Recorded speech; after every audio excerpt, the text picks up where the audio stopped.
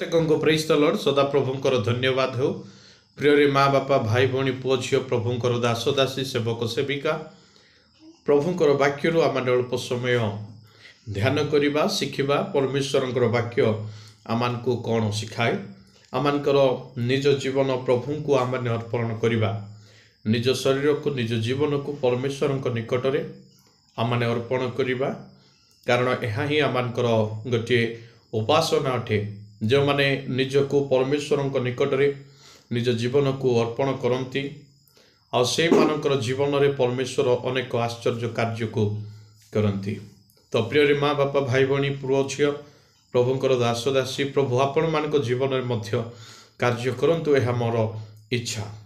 प्रभुंक वाक्य लिखा जाए रोमियो पुस्तक 12 पर्व 1 पदरे लिखा जाए यही प्रकार लिखा जाए, सेथिपाई हे भाई और भौणी माने परमेश्वर को अनुग्रह को स्मरण करी तुम्हें माने निजर जीवन को एक जीवंत बलिदान स्वरूप परमेश्वर को अर्पण कर।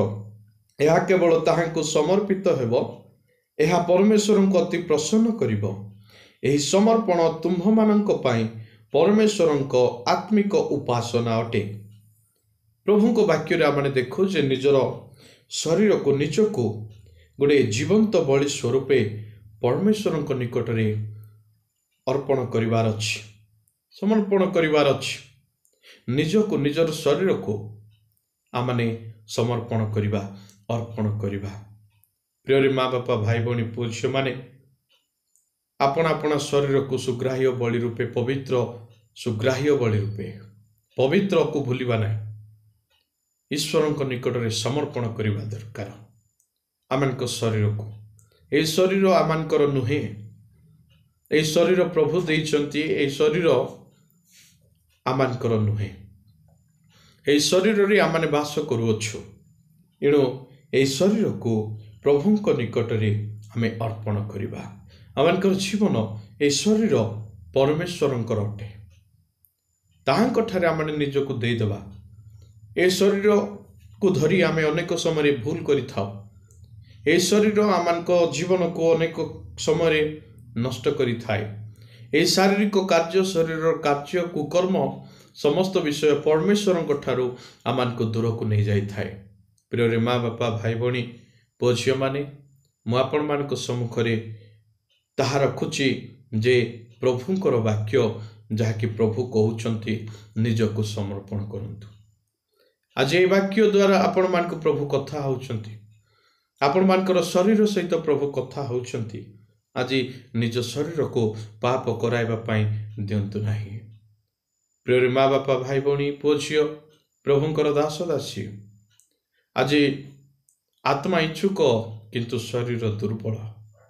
ए शरीर दुर्बल अटे, एणु ए शरीर को आमे प्रभुंको ठारे अर्पण करवा, समर्पण करवा। यह मानकर गोटे उपासना अटे, आत्मिकता विषय अटे।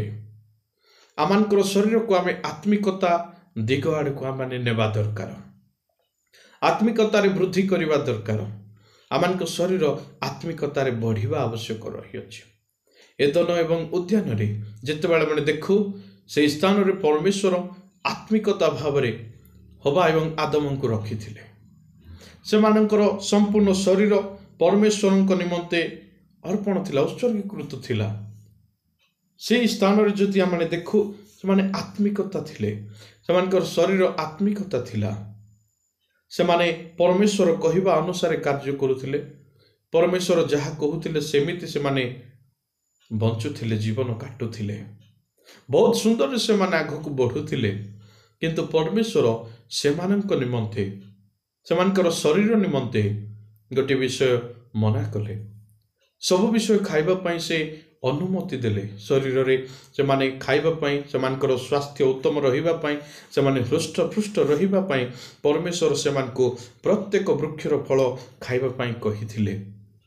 किंतु से शरीर रे जो शरीर आत्मिकता रही अछि, जो शरीर से माने आत्मिकतार मृत्युवरण न करिवे, से मध्य परमेश्वर से मान को गोटे वृक्षर फल खाइबा पाई मना करथिले। आउ से वृक्ष कौन ताहा आपण माने जानती, पवित्र बाइबल रे ताहा रही अछि। आदि पुस्तक आउ से वृक्षर फल को खाइबा प्रभु जितेबले मना करिसंती से फल को से गछ को छुईबा से स्थान को जीवापाई भी प्रभु मना करथिले। आज आमानकर शरीर क्षति निमंते अनेक विषय रही अछि जहाँकि आमानक पई ताहा उपकार विषय नुहे, आमानक शरीर पई ताहा उचित नुहे, ठीक नुहे, आमानकर शरीर को ताहा क्षय क्षति करदेव। उदाहरण स्वरूप अनेक निशा द्रव्य जहाँकि आमानक शरीर को नष्ट करदेव। ए प्रकार अनेक विषाक्त जिनस रही अछि जहाँकि आमे खाइबा मध्य उचित नुहे, ताहा आमानक शरीर को नष्ट करदेव। ठीक सेमिति आत्मिकता जीवन रे आत्मिकता शरीर को नष्ट करिबा पई जो वृक्ष ताहा रहिथिला से स्थान को परमेश्वर जीवा पई मना करिथिले, ता खाइबो नाही बोली परमेश्वर मना करिथिले। किंतु विशेष करी जेतेबेले आमे देखु आ प्रभुको वाक्य को आदि पुस्तक पवित्र बाइबल रु आदि पुस्तक 3 पर्व 2 पद एवं 3 पद जेतेबेले आमे पढ़िबा से स्थान रे लेखा जाउची, स्त्री लोकटी कहिला आम्भे वृक्ष गुड़िकर फल खाई पारिबो, किंतु उद्यान मध्यस्थ गोटे वृक्षरु फल खाइबा को मना। परमेश्वर आम्भ मानकु कहिले तुम्भे उद्यान मझिरे थिबा वृक्षरु फल खाइबो नाही, एपरिकी तुम्भे से वृक्ष को छुईब नाही, जदि एपरि कर तेबे मरिबो। एटी प्रभु संपूर्ण मना करिथिले। कौन बोली मना करिथिले ना उद्यान मझिरे थिबा वृक्षरु फल तुमे खाइब नाही, एपरिकी तुमे से वृक्ष को छुईब नाही, खाइब नाही कि छुईब नाही, ताहा जदि करिबो तबे तुमे मरिबो। प्रभु ऑलरेडी कहिथिले एई स्थान रे, से जानिथिले, किंतु शैतान मिछ कहूछि, भुले दउछि। प्रिय रे माँ बापा भाई भौणी पुओ झियो प्रभुंकर दास दासी आमे देखुछु ए स्थान रे कोन घटु अछि। प्रभु जहा मना करिथिले ताहा ही से माने कले। शेषरे से मानकर आत्मिकता जो शरीर थिला सेथिर से माने मृत्युवरण करुछंती। जागतिकतार से शरीर को से माने अनुभव करि पारुछंती, सेमानकर उल्लंघता को से माने अनुभव करि पारुछंती एवं से माने लुचुछंती परमेश्वरंकर सम्मुखरु। परमेश्वरंक सहित से माने कथोपकथन करुथिले, परमेश्वर से मानक मध्य गमनागमन करुथिले। एते सुंदर जीवन थिला से मानकर, जेतेबेले माने जहा प्रभु मना करिथिले खाइब नाही कि छुईब नाही बोली ताहा ही से माने करिसंती। सेतेबेले आ परमेश्वरंकर गमनागमन को एमाने जेतेबेले सुनुछंती, प्रभु सदा प्रभु जेतेबेले उद्यान मध्य को जाउछंती सेतेबेले माने लुचि पडुछंती। आ परमेश्वरंकर सम्मुखीन एमाने हेई पारु नांती, कारण एमानकर जीवन एमानकर शरीर असुचि हे जाई अछि, अपवित्र हे जाई अछि। काहेकि ना न मानिबा द्वारा, न सुनिबा द्वारा। एणु परमेश्वर एदन उद्यान रु से मानकु बाहर करदेले। प्रिय रे माँ बापा भाई भौणी पुओ झियो माने, प्रभुंकर सेवक सेविका माने, आपण मानकु जहा मना करा जाउछि ताहा करंतु नाही। ए पवित्र बाइबल जहा न करिबा पई आपण मानकु कहूछि ताहा करंतु नाही, जहा करिबा पई कहूछि ताहा करंतु। जहा छुईबा आवश्यक नुहे ताहा छुंतु नाही। आमानकर शरीर पई जहा क्षति अटे, आमानकर जीवन पई जहा क्षति अटे ताहा हमें करिबा नाही।